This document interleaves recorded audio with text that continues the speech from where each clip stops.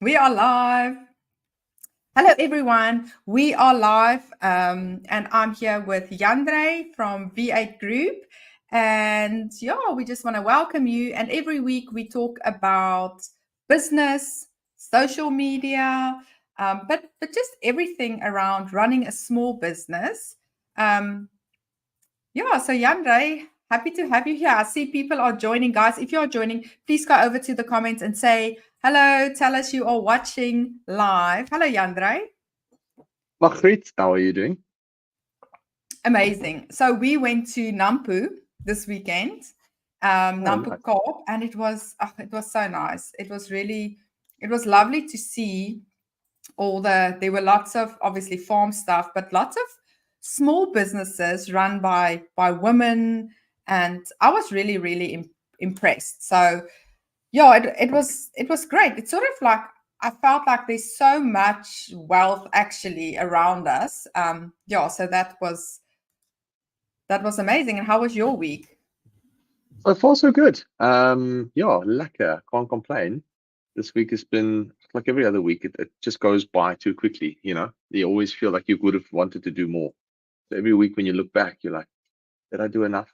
But that's, I suppose, every week's problem, right? It's trying to be Mm, productive and not busy. I think a lot of people are busy but not really productive. So I think I'm consciously just trying to make sure that I'm making the right moves and moves that's actually making impact. And that's a tough balance to find, especially when you're running around and reacting to life, obviously. mm, Yeah, but so far so good. Can't complain. Looking forward, and it's just a great time of the year. The energy is different. The sun's coming out, temperatures are rising. We're outdoors more. Like last weekend, we were gardening, my wife and I, and the little kids. We were mowing the lawn and we were trimming the edges of the grass, and I think we planted some flowers. And yeah, we just had a good time that's outside. It was amazing. just lekker. Yeah, I Oh, think so it's just that good energy that obviously we want to spread and make the most of this time of the year, energy wise, but also business wise. Because like we said last week, mm, it's the time of the year where you just can't afford to sleep. You have to be vigilant and looking for those opportunities, and people are psychologically geared to spend a bit more money. Not necessarily this month and next, but from November. So October is quite a slow month for most businesses, depending on the industry. But people are holding back their money because they know Black Friday is coming. So October, mm. we call it the graveyard month because a lot of businesses do take a little bit of a dip, specifically in the retail space. So it's just being okay with that, but then knowing that November, is hopefully going to be good for everybody. I think we can perhaps dial into that what you just said, the graveyard month, because it that brings a lot of fear. We can maybe look at that, but before that, guys, so I see is it Armando saying hello, Armando Junior, Antonio. Lovely to have you here. If you are watching, we last week we had such an awesome chat, and specifically around Black Friday. And I think one thing that was very important that Jandre said is there's so much sales that can happen, but people are sleeping, business owners are sleeping, but not you guys, because you are here and you are getting the info. So you're getting ready. So that's great. So guys, if you are watching, please go over to the comments. Tell us where you're watching from. Tell us what business you're in and ask your questions. So, October, the graveyard month. I didn't really realize that, but it makes sense because it's sort of like September, everyone uh, awakes from winter, and then October is that in between month. So, Yeah, 100%. knowing I think that, it's sorry, go ahead. yeah. No, I just think like it depends on obviously the industry that you're in, right? I don't want to say it's a blanket statement for all businesses, but we have seen it in the retail space, online stores specifically. October is slower, normally, but it also depends on where your business is, and if you're a new business growing, then usually October should still be good because you're new and you're building up the revenue from a very low base. So if you're doing 10 grand a month, there's a good chance you can still do 20, 30, 40, or whatever next month might look like. But when you're an established business and you have been around for 3 or 4 years, then you'll start to see that every October the retail the revenue of your retail online store or physical store drops a little bit because people are psychologically, holding on to their money, knowing that next month there's going to be amazing deals. And they don't want to spend their money knowing that they might miss out on those deals. So what we need to do is to be creative with October. So what we normally do is we put offers into the market that is still really good to make people feel like they're still getting a good deal. And that could be in the form of discounts, or it could be in the form of added value, where you're saying buy this and get that free. So we're looking for ways to extract that money from the consumers strategically, as long as you're still adding the value to them, obviously. And we use October to build up a lot of data. So we use October to generate emails and contact numbers. And this is September and October. We focus on building as much as we can in terms of emails and SMSs, So because we then leverage that throughout the month of November. So it's what I hear you say is a lot of sort of awareness, brand awareness, so that you can get the sale. It's starting that, making sure that so many people know about you and your business so that they can warm up to you and get you the sale. Let's quickly see what the question is that we've got. So if you had a car wash, what ads would you use for increasing footfall, and how much would you recommend spending on ads for it? So it's a car wash. So I love, that's a very good question, and I think there's hopefully the advice that I'm going to give is as tangible and as objective as possible, and I believe that it is because we have worked with car washes and cleaning companies before. And if there's two types of car wash companies, so I don't know which one Armando has. The one is mobile, where they go out and wash other people's cars, and the other one is obviously a fixed location where people come in and take their car through the car wash, or there's people cleaning it for them and whatnot. So I'm assuming most people have a fixed location. Most people have an actual fixed car wash. So if it's not a mobile car wash, then you need to understand that car wash is people do it for convenience purposes. So what I would try and keep in mind is that people are not going to travel very far in order to come to the car wash. It's most likely going to be people in your immediate area, people within a 3-5 kilometer radius. And those people are most likely going to plan their car wash based on the day's events. They might be going to a shopping mall, and then they'll be like, well, we'll have lunch there and then get the car washed. Because not everybody enjoys waiting, 30, 45, 50 minutes for their cars to be washed, unless there's a coffee shop, and so forth. So if I was Armando, I'd ask myself, what resources do I have at my disposal? If there was a coffee shop, I would try and partner with that coffee shop and say, for every person that comes to my car wash, can I give them a voucher at the coffee shop, for example? Is there a way that we can actually synergistically work together in order to create more value for people who might come to the car wash? And then at the same time, I'm driving people to that actual, coffee shop, essentially. But I think from an ad perspective, to touch on that, I'd say you can run for as little as 50 to $50-$60 a day. I don't know what your budget is, but assuming most people, don't want to obviously spend too much and waste money. So I'd say you can get away with literally 30, 40, $50 a day as a test. I'm not saying that's going to generate amazing results, because it is not a lot of money, but that's a good starting point to get people seeing the offers that you might have. If you've got a car wash, maybe offer that running 10%, 20% off, if you're doing the VIP special now at 20% off, something like that. Or if you come get a car wash, you're getting a free car freshener and this and that. So you need to strategically come up with a few offers that's going to make people feel like they're getting good value, and then you can run with $50 a day in an immediate location. So GEO fencing your ads.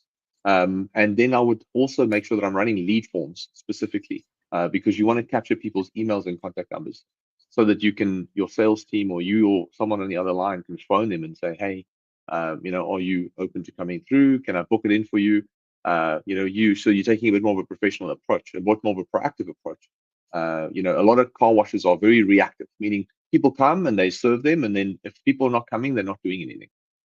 So they're just reacting to the traffic that's coming their way. So Armando, what I like he's saying is, like, he wants to increase his footfall. That means you're going to have to take a proactive approach, which means you're going to have to run those lead ads, get those contact numbers and emails, and just continuously WhatsApp people, mail people, SMS people, phone people if you need to, and try and get them to come in for your offer, if that makes sense. And I think a lot of car washes are releasing, sorry, last thing, a lot of car washes are releasing like an annual subscription where you pay a fixed amount per month. I think that's becoming very popular in America, and I see it starting to slowly, happen in South Africa as well, where people pay a fixed fee on a monthly basis, and they can bring their cars as many times as they want. So almost like a VIP loyalty card system kind of thing, where someone pays a fixed fee and they get as many services as they want, would be pretty cool for a long-term business idea. I love that idea. I love that. A subscription, and you can wash your I mean, people are not going to come more than once, because going to the car wash is I mean, it is effort to take your car there. I really love what you said about the collaboration. I'm very big on doing collaborations with local people. And then just something I want to add on the organic side. So obviously, to get sales, you run ads, so that the get new customers and new contact details and new sales, that's what ads are for. But to a longer term brand awareness, trust kind of strategy would be your organic content. And I can imagine what interesting reels you can make on that, on because there's a lot happening. So what I would suggest for you is start thinking creatively, and even if you just post one thing a week, one reel, maybe I can already think of so many things that's funny or that's interesting. Maybe, yeah, there's so many things. So on the organic side, but that's not there to bring in customers now. So we also do get a good results for local businesses with an ad spend of, like what you said, 30 rand. So you can really start small with that. But then it's very important to make sure you pay that upfront to get the customer. But if you do a good job and you make sure you've got a system in place to keep reminding them, then when they come, I mean, the lifetime value is then what you're looking at, because it is like that. People don't want to waste money on Facebook, but we often forget what is the lifetime value. So now I have to pay maybe 100 rand to get a new customer, and they're only giving me 100 rand. Now it feels like I'm losing, but actually you're not, because what about month 2, month 3, month 4? You're not going to pay again to acquire that customer. And this is also where you have to be creative on how are you going to make sure that you get them back every month. So yeah, that's great. I just want to say hello to Karina. It's lovely to have you here, Karina. So Karina is saying, and I'm so happy about that, October is actually my best month for social media, because business owners skrik wakker. And that is exactly what we spoke about last week, Jandre, is we as business owners must skrik wakker, So I'm very happy, Karina, and I'm so happy that you're getting so much value from these lives. And I'm happy that you are growing your business. And it's like you say, business owners skrik wakker. It's the end of the year. Oh, we need to make sales. Who can help us? And there you are with your social media business, the perfect person to help them. So well done. And this is And also specifically why I said it's mainly in the retail space, right? Because it's yes, consumer focused. So Karina, I'm assuming, has got her own maybe as you say, social media business. So yeah. that's exactly it. People go, hey, we need to do something. We need to do something for November. I do wish that more people would obviously, take a more proactive approach closer to Black Friday. These things people start planning. The proper businesses out there, like big companies, start planning from actually July, August, but the smaller guys, smaller to medium, usually from September. So we start working with our clients, a lot of them from September already. September, October, definitely. You can't start planning in November, and it's almost not already too late, in my opinion. Yeah, so that is great. Okay, so Mara, hello Mara. How are you? I'm going to get back to the Black Friday question just now. Um, I just want to say hello to Mara. So she has a farm venue about 90 minutes from Cape Town. We're going to check. We want to have a market day at Klipjewel Farm venue about 90 from Cape Town. What do we advertise to get people to drive all the way from Cape Town and Stellenbosch? It is an effort to get out. So I'm going to give over to Jandre just now. what I want to say about this is there is so much value in starting small. Okay, so I love the idea. Okay, but if you look at all markets that grew, they started small. So perhaps starting with your local area. Why is that important? Because there's so much that you learn when you do it, you know? And I would perhaps, if I was you, Jandre spoke earlier about that collaboration. I would perhaps collaborate with businesses. Really start small so that you can learn.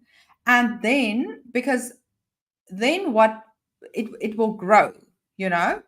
So I would definitely not now think about getting people from Cape Town and Stellenbosch already. That would be my first opinion, is to start small, make sure that you get it right, you see what all the pitfalls are. I don't know, maybe you've done it before and you already know all these things.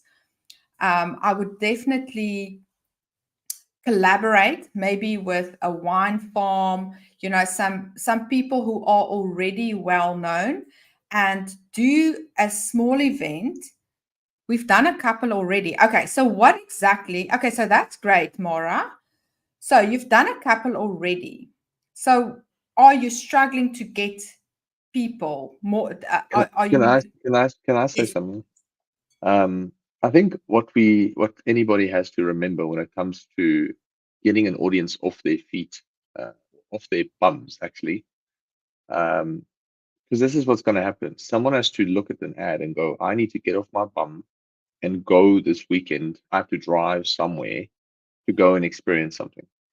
Mm, Now, if you have to think about the average human behavior, there's very few people that's going to look at an ad and then go, I am going to change my weekend plans to go and go out of my way in order to do this one thing.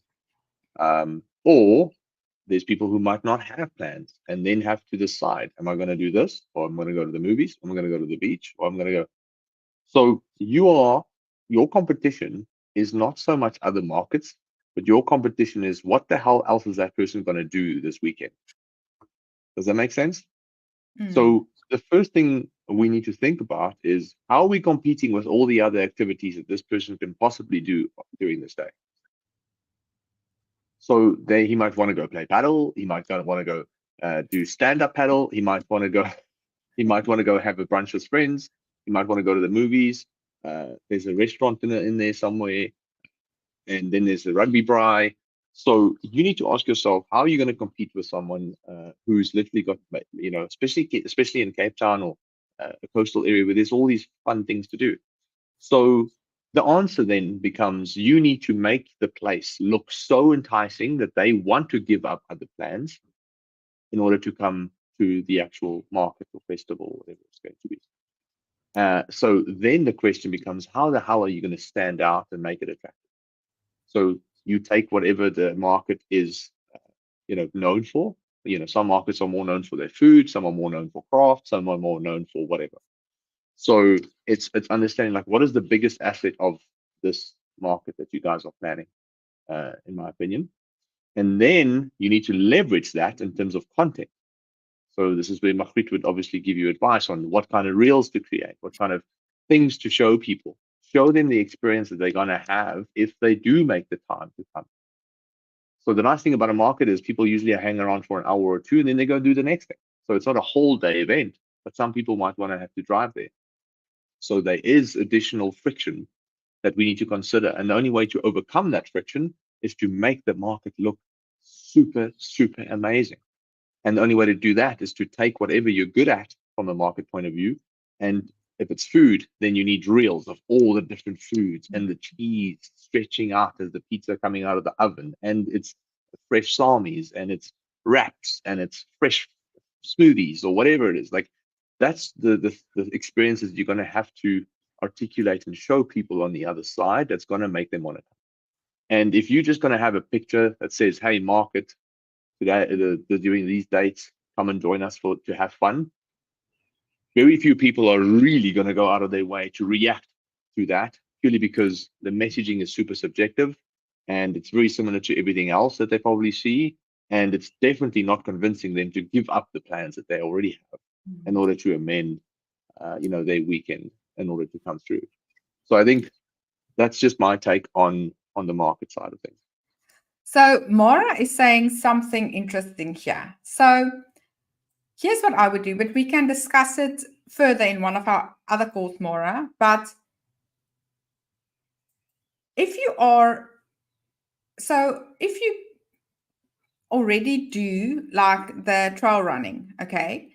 So I would really focus on doing a market and an event, a trail running event together, because then people are going there for something else, but they're also going to be at the market. Okay, so if you can focus on making these events, and we can look at this a bit, making the event, the running event, bigger. So you draw people initially for that, but then there's a market already. So now you already have a lot of people. It may be a family thing. They bring their whole family. There's entertainment for the kids. Mommy or daddy does the running, You can even have a kids running, and you grow that. And the market is sort of like a secondary thing. But now, because there's people, other people see this market is really nice. The people that sell their product, you already have people there to buy it. So I would look at a strategy of growing the market together with something else that people actually want to go and do, because if you can make this a once a year, very nice, or maybe twice or three times or whatever, event, and then grow your market with that, that would be good. But Mara, let's chat about this again. You're welcome to send us an email, and then we can chat about this. So I just quickly, before we go to Jaco's question, I just quickly want to say, because Armando just said he got an idea from what you said, Jandre. He said there's a Checkers in the shopping center, and maybe he can partner up with them. And if a consumer spends like 500 Rand, get a 10% voucher. Also, for increasing ATV, I should maybe develop a coffee cafe or whatever. So what I really like about your feedback is you starting to think, because I am a very big believer that every single business owner already has all the answers inside. But what you just need to do is sort of connect those dots, and also give your brain the opportunity to start thinking creative. So I really love this idea, because at the end of the day, we can give you ideas and advice, but it would not necessarily be the right advice or ideas. Only you will know what's going to work, because you know the area, you know your industry, you know your customers. But it's about getting you, it's sort of like getting those creative brain cells, kick-started, so you can start thinking up. So here's what I want to say about this. Get your ideas, list them, and start with them. And if the first one doesn't work, if you get a no, don't stop there. Don't feel discouraged, because this is something we spoke about this week. When you have an idea and you want to pitch it to someone, there's a 50% chance that you're going to get a no. But somehow we as business owners start feeling, no one wants to have. You should expect there's going to be no's. But because you expect that, that should not keep you from going. So I can already see you getting the ideas, start pitching the ideas, start coming up with ideas, and just don't stop when you get your first or second or third or 10th no. Okay. So let's quickly see. We are back at Black Friday.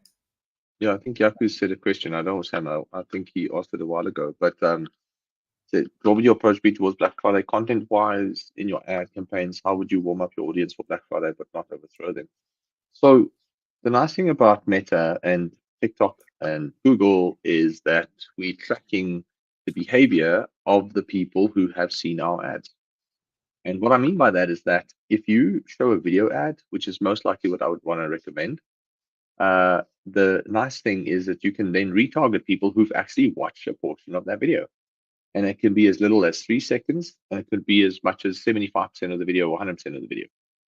So if I was you, Yaku, and this is just purely based on the question that you're asking, then I would highly suggest that you use video content and leverage maybe the unique selling points of the products or the business that you have or the online store that you have or the whatever business it is.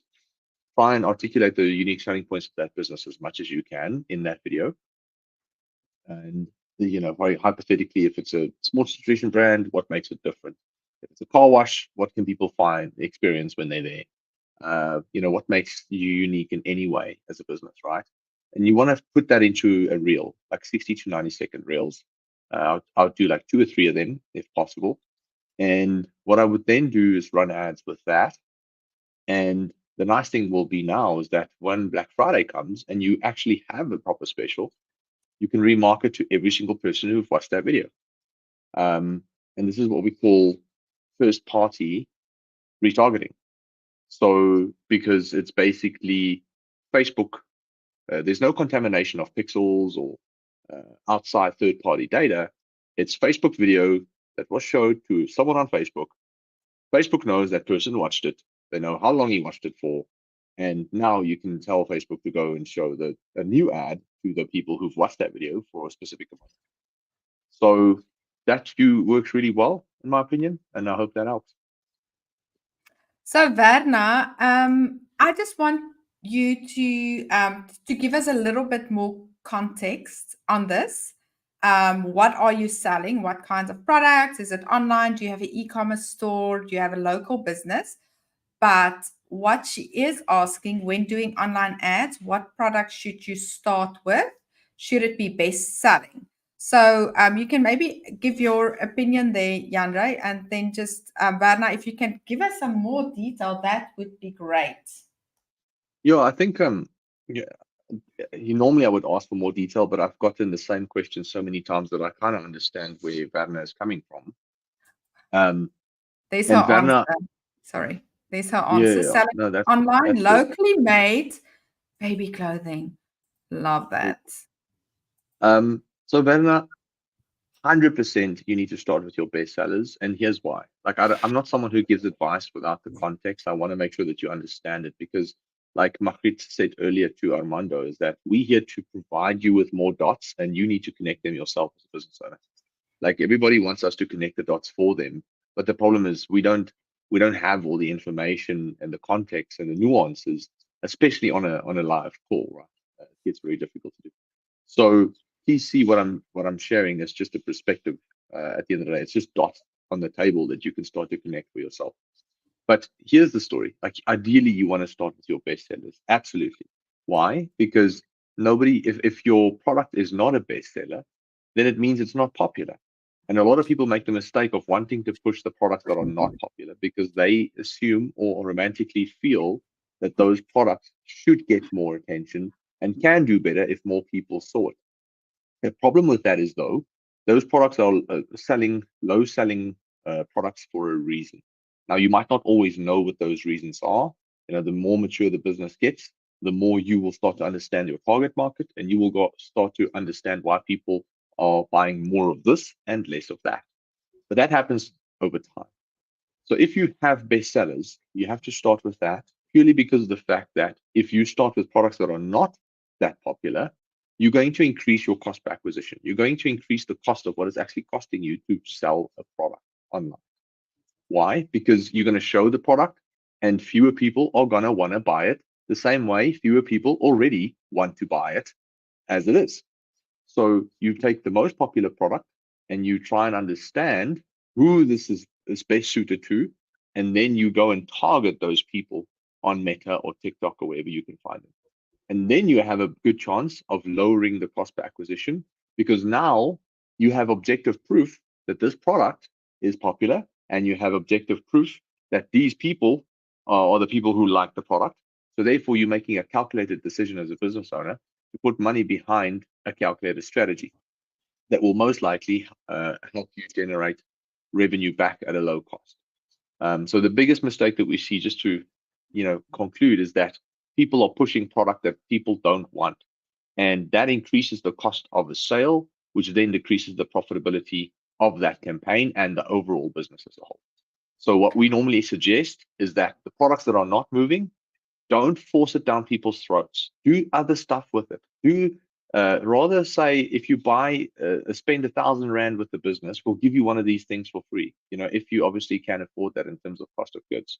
So, or you do a giveaway. If you can't sell the product, give it away and leverage it as a marketing initiative. Write it off to marketing costs. We do free shipping quite often in our online store, and often people say, how can you do that? You're losing money. I was like, well, if I'm going to spend R500,000 on marketing, I'm just going to spend 480,000 and then lose 20,000 on shipping. Then it's the marketing budget. And the marketing budget doesn't matter where I put the money, whether I put it in Facebook ads or whether I take it out of shipping or whether I reduce my price. As long as the profit of the business is healthy at the end of the month, that's all that really matters. And I think a lot of business owners think about all these things in isolation. They think about shipping in isolation. They think about the product in isolation. They think about meta ads in isolation. And you have to think about these things as a whole collective holistically. And before I go further into my monologue and speech, and before I make this a Jandre webinar, that's literally all I wanted to share. So, you know what I think will be very, very valuable for everyone watching is maybe giving Werner some, just sort of a few tips, maybe on the website. Things like, what's interesting. So for instance, free courier on order. So whether you should charge or not for courier, that's something on its own. But over R1,000, just the idea of why don't we make it 997, things like that. Okay. So Werner, is it okay if we ask Jandre a few tips on your website? And I don't know about you, Jandre, is that something you would want to do? Maybe just say, I just don't. I would love to. I just don't want to I just don't want people to think that I'm sucking their energy and that I'm extremely blunt and rude. That's an inside joke. What? Werner is saying yes. Okay, so Werner, when I love it to get people to it's almost like to audit me and my things and say, because when you're a business owner, we're so narrow-minded into things. We don't see things from the outside. So whatever Jandre is going to tell you, don't see it as I'm here to grow. Don't see it as criticism. Rather see it as, oh, okay, that makes sense. I never thought about that. And it's also about testing, So a lot of the times we would say things, but it could work, it couldn't work. But there is a logic behind it. So Jandre, would you like to just give a few tips? I think what will be cool is if you can send me that link and then I can navigate. Let's do that. Let's do that. Then, WhatsApp or whatever. Yeah, then I'm going to stop sharing here and I'm going to give you the link and you can, okay. So I love that. Werner, you are very brave. Oh, there we go. So there is can you get it from there? Yeah, I've got it. Okay. So for those who want to just know what her website is, it's this one. Okay, I love the idea. Here's someone else that also feels that would be very valuable. Because there's so many things, just because that's actually something we can also talk about sometime is pricing. How do you price like the thing R1,000 or 997? What is the psychological difference? Things like that. Yeah, look, I think first things first, right? I think we need to understand that most people are going to be on their mobile devices. So the biggest mistake that people make is they look at the website from a desktop point of view, and then they give advice on how to change the desktop. I almost fall off my chair. So, and then what happens? So most people, when they do audits on a website, they do it from a desktop-facing standpoint. So they're like, oh, this banner needs to be bigger, and this banner needs to be. The problem is that only 3 or 5 or maybe 10% of your traffic is going to be on a desktop, especially if you're going to run Facebook ads, because 99% of people don't use Facebook on a computer; they use it on their phones. So I think when we scrutinize the store, we need to scrutinize it from an actual mobile view. Does that make sense? Yes, absolutely. And it's so good that you say that, because it's so true. We sit and work on our laptop, but people see it on their mobile. So absolutely. So it's just that you want to make you want to make decisions based on where majority of the traffic, based on what the majority of people are seeing. Okay, so I mean, you can obviously change the desktop stuff. That's cool, but I think when you do an audit, we usually try and do it from a mobile point of view, purely because of the fact that most people are on mobile, and you start there. So the first thing I'd say is that when I get to the store, we need to remember that we're living in a time when people want to know who am I buying it from and who is actually selling the product. So e-commerce has got to do with a lot of trust. The biggest thing in e-commerce in online stores is trust. So you might be able to sell an iPhone and think that everybody knows an iPhone and trust Apple. That's true. But the thing about selling online is people don't, it's not that they don't trust the iPhone and the Apple brand. They don't trust who they're buying the Apple brand and iPhone from. So what you need to do is you need to build trust under the consumer as a brand as quickly as possible before you focus on the product. So I think a lot of people make the mistake of, unless you're doing drop shipping and stuff like that, but even that is becoming a very competitive market and very few people succeed. I think it's only like 5% of drop shipping stores that actually make profit. 5 or 10% is like a very low number that's actually profitable. And the point of that is that because people are so skeptical about who they're buying the products from. Like, think about it.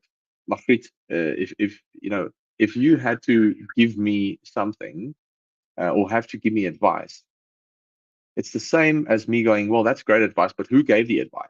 And then if it's some random person I don't know, I'm most likely not going to follow the advice. But if it's Margriet, I'm going to go, well, it's Margriet. I know Margriet. I trust Margriet. So obviously this advice carries a lot more authority. Now, it's the same with your products online as well, is you can sell the products, but who's selling? And does that brand or that person behind the brand have authority? And can I trust the people? Because the product might be nice, but I don't know if I'm going to get it. And the product might look nice, but I can't. How do I know that it's great quality? How can I trust that it's great quality? How can I trust that it's actually worth 1,100 Rand?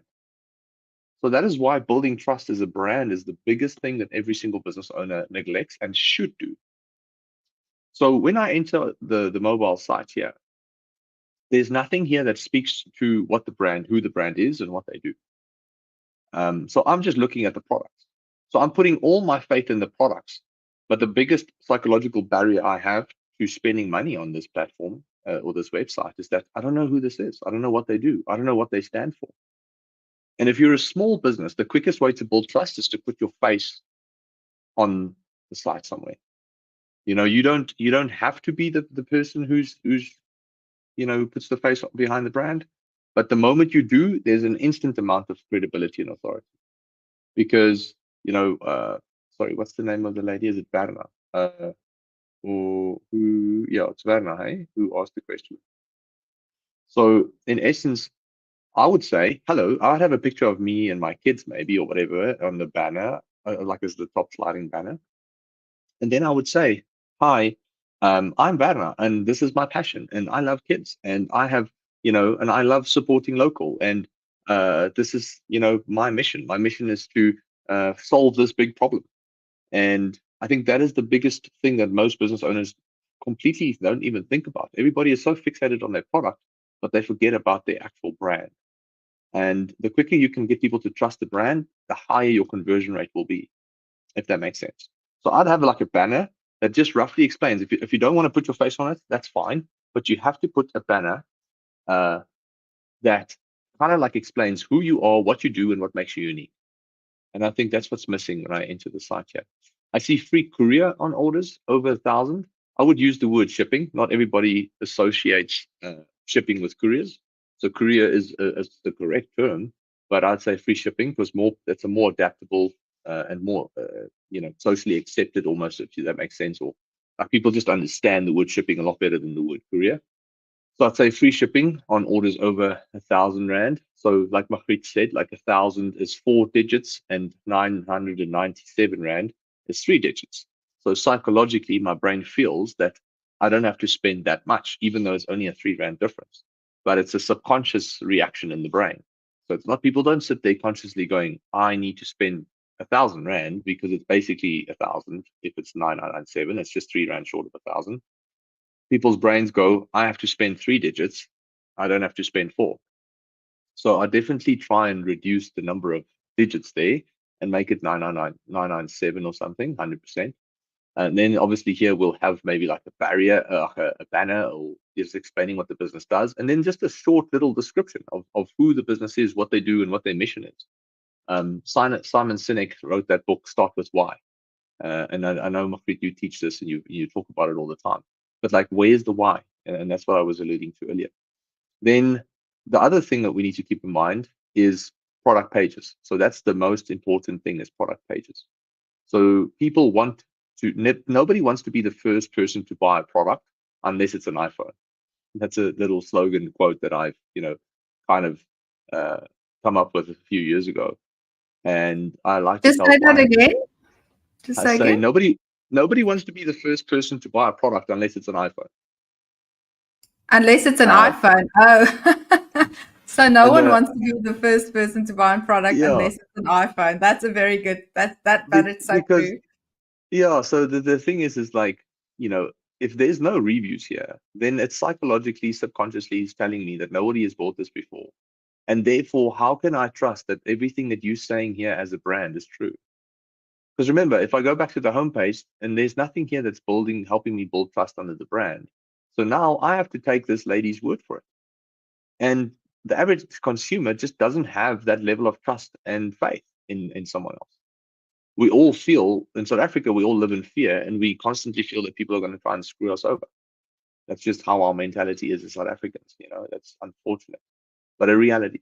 So we need to keep in mind that in this case, there's no reviews, and it's damaging the opportunity of making a sale, because now I'm going to be the first person, so I'm going to take the biggest risk.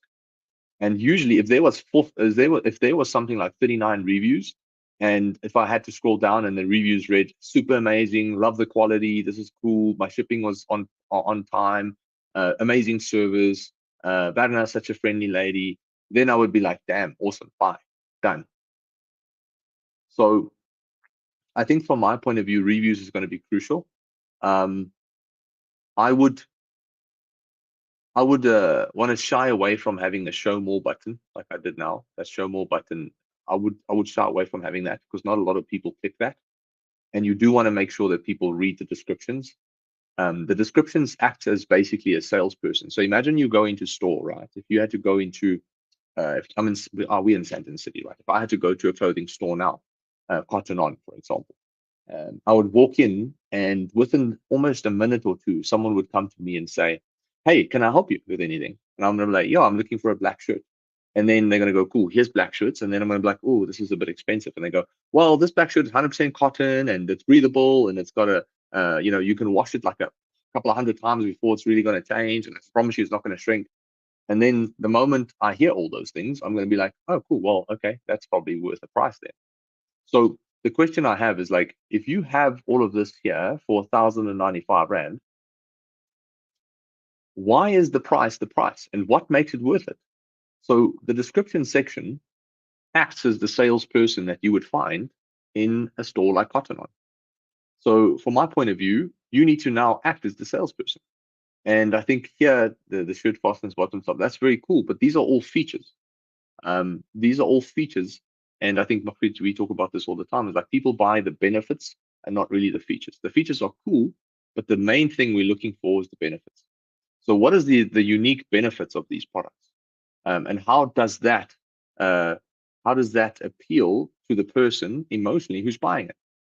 So if I was a mom and I was looking to buy these clothes, then I would like to see how other babies and other kids look at in these clothes. Because if there were pictures of other babies in these clothes, what's going to happen? My heart is going to melt, because they're going to look so freaking cute, right? So I now need to imagine how my kid is going to look in this, which is very hard for me to do. But if there was a boy baby, for example, made it sound like, I don't want to assume genders these days, joking. But if there was if there was a picture of kids, other kids using these clothes and wearing these clothes, my brain would automatically create a picture of how my son most likely would look in it too. And that would immediately create a emotional connection that would most likely increase the probability of me buying it. If I saw those pictures and I saw the benefits of, your kid's going to love this because it's breathable. You're going to love it as a parent because it washes easily, even though it's a white shirt, dust and mud and all these things can be removed quite easily from it. You don't have to, the buttons are easy to open and close. Like you're not going to struggle too much with the buttons. So you have to now think about all the pain points that parents might have around these clothes and all the desires that they might have around these clothes, and then write copy in the description that appeals to all those desires and benefits. Yeah, so something I'm thinking about, if it's 0 to 3 months, that's a teeny little baby, and you're worried about, so many things. So maybe saying it's soft on the baby's skin, or something like that. But there's just another suggestion, Jandre. I just want to hear from you. So I see, Werner, you've got sizes 0 to 3 months, 3 to 6, and all of them are the same price. So could it be because you've got 0 to 3 months and 18 to 24 months are all 1095? Would it be possible for you to sell your 0 to 3 months at a smaller, cheaper price, so that when people land on the website, there's a cheaper price, but it goes a little bit, I don't know if that is maybe an option.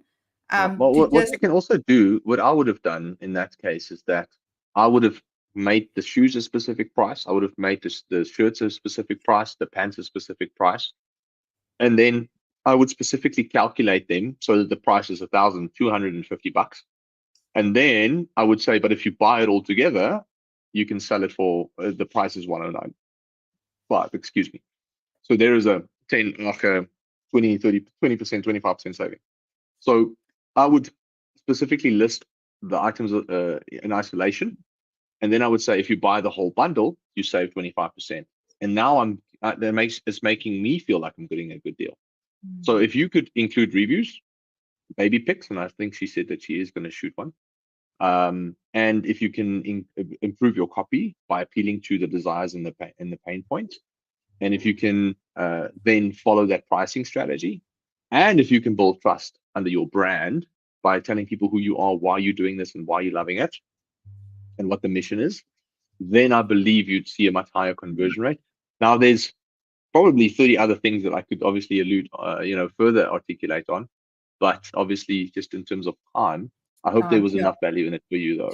So much. And you know what? I think what we're going to do, Werner, is maybe in next Tuesday's session, in our Wavemaker session, we do the whole session just around online stores. We actually do have a guide and an entire video, but we can do a live session on that and give you advice around that. So thank you so much, Jandre. I think it was very valuable. I think you guys enjoyed it. Please go over to the comments and say, what struck you, what you got from the session, what are you going to implement, what are you going to do better or change? Yeah. So Werner is saying thank you. That's a question for Jandre. Werner is saying thank you. There was a lot. I will look at all the info you gave. Okay, so guys, so Michelle was also saying she's design mobile first, then desktop, saves a lot of time. That is such a good tip, Michelle. So thank you so much. I don't know if you want to answer Armando, or do you want to send him a message, or do you want maybe send Jandre a message on DM? Yeah, so we're busy planning a mentorship program. I've been wondering about it. Frieds, I need your help. Okay, we're not going to talk about it. Okay, yeah. I don't have one officially, but I had a lot of people asking me. It's something I would love to do. Okay. I just don't have the time to put it all together, to be honest with you. But anyway, Armando, you can reach out to me. Maybe there's something I can do. Yeah, but it's fine. We'll chat, Jandre. We'll definitely chat. I think he didn't see my DM. I asked him. Oh, shame. you are getting roasted by sorry. a lot. viewers. I try. If I missed it, I'm truly sorry. The problem with Instagram is it doesn't. It sometimes doesn't always show you there's Yeah, requests, and I don't always look at the requests. So I think I it's a. see that. But Yeah, maybe very I'll have a look, Armando. Just message me okay. again. I'll consciously look Perfect. for Yeah. But you can also send us a message. Karina is saying she needs to run, but she really enjoyed the session. So that was great. Okay. Learned a lot, but I'll be paying more attention to pricing format on my pricing site. pricing Very is one of the interesting. biggest psychological factors in making a decision as a consumer. So the thing is, business owners, we put a price on it based on what the Excel spreadsheet recommended, right? So you're looking at your costs, and then you go, well, if I can sell it for double, I'll be happy, which is a kind of like a thumb suck way of doing pricing, which is not ideal, but it's good enough, if you can do 100% markup. But the problem is the customer now needs to understand why the price is the price, and they need to feel like there's value in the money that they're going to spend. So it's the price versus value equation. If the price is going to be more than the actual perceived value, nobody's going to buy. But if the perceived value is much higher than the actual price, people most likely will convert. So you need to ask yourself, how can you articulate the value of that product in such a way where the value always exceeds the price? Yeah. Okay, perfect. So that was great. Thanks so much, everyone. Tonight, we can definitely talk about the pricing as well. We would love to help you with that. Just go over to the Facebook group and just send us your website so we can also have a look at that. And then maybe next Tuesday evening on my session, we can talk about that. Thanks so much, Jandre. Thanks, everyone. Have a lovely, lovely, lovely weekend. Thanks, Thursday and guys. then Bye. weekend. Thank you. Bye.